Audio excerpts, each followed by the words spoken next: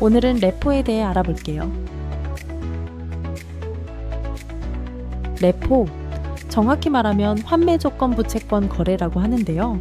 이건 금융기관들이 단기적으로 돈이 필요할 때 채권을 담보로 자금을 빌리는 거래 방식이에요. 예를 들어 어떤 은행이 자금이 급하게 필요하다고 해볼게요.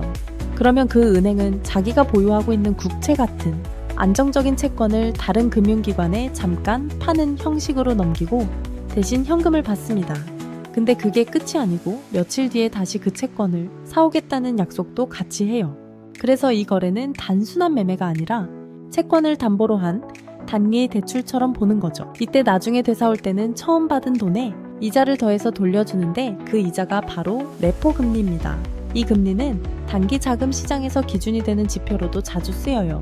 레포 거래는 상업은행, 투자은행, 자산운용사, 중앙은행 등 거의 모든 금융기관에서 활용됩니다.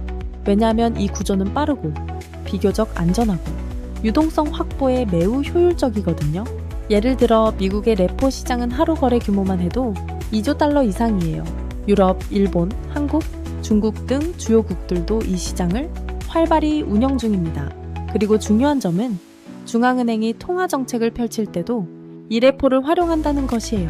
레포로 시중에 자금을 공급하면 금리가 내려가고 역레포로 자금을 흡수하면 금리가 올라가게 되죠. 그래서 레포 시장은 정책 금리를 실제 시장에 전달하는 통로 역할도 합니다. 다만 레포 거래에도 리스크는 있어요.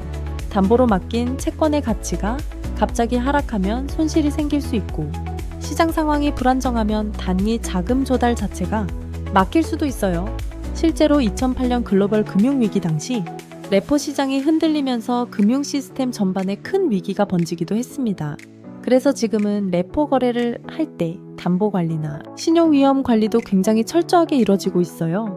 거래 자체는 단기지만 금융시장 전체에 영향을 줄 수 있을 만큼 중요하니까요.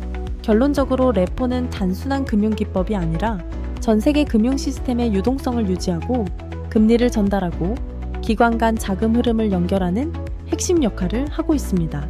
조금 복잡하게 느껴질 수 있지만 원리를 이해해 두시면 금융 뉴스나 투자 분석을 볼 때도 훨씬 쉽게 이해하실 수 있어요.